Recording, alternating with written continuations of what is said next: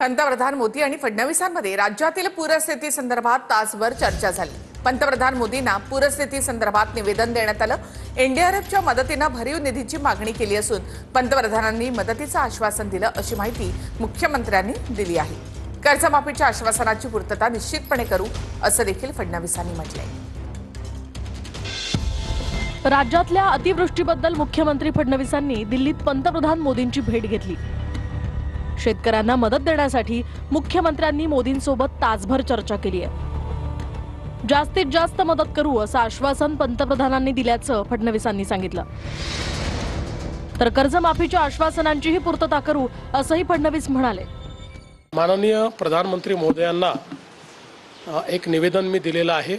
आम्हाला एनडीआरएफच्या माध्यमातून भरीव मदत करा आणि जेवढी जास्तीत जास्त मदत करता येईल तेवढी मदत आपण करावी।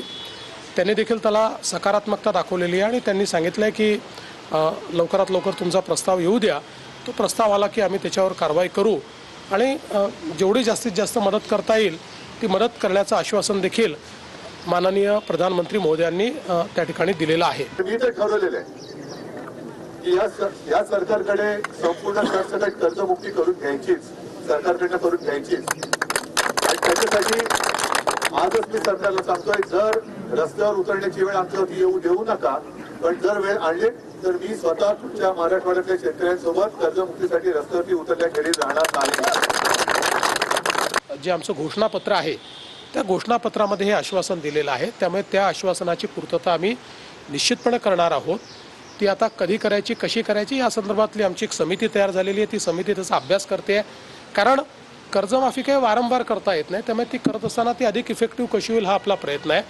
आत्ता आपल्याला कल्पना आहे की आता खरीपाकरता घेतलेलं कर्ज फेडण्याची वेळ पुढच्या वर्षी येणार आहे। आत्ता शेतकऱ्यांना महत्त्वाचं काय आहे तर तातडीची त्यांच्या खात्यातली मदत ही अधिक महत्त्वाची आहे, त्यामुळे ती खात्यातली मदत पहिले करणं हे आमची प्रायोरिटी आहे।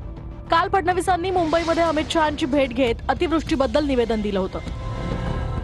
त्यानंतर बीड, धाराशिव, सोलापूर या जिल्ह्यात जात शेतकऱ्यांची त्यांनी विचारपूस केली। शेतकऱ्यांना पीएम केअर फंडातनं मदत करावी अशी मागणी उद्धव ठाकरेंनी केली होती। त्यावर जे पीएम केअर फंडाचा एक पैसा खर्च करू शकले नाहीत त्यांनी शिकवू नये असं प्रत्युत्तर फडणवीसांनी दिलंय।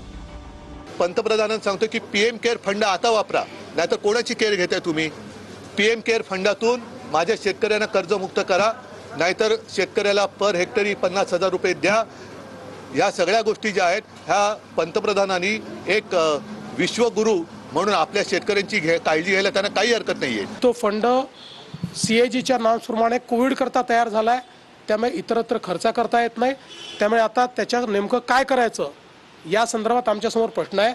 त्यामुळे 600 कोटी रुपये आपल्या फंडात असताना, लोकांनी ते दिलेले असताना आणि लोक पटापटा मरत असताना एक नवा पैसा जे खर्च करू शकत नाही, त्यांनी कोणाला किती शहाणपण शिकवावं हे देखील ठरवलं।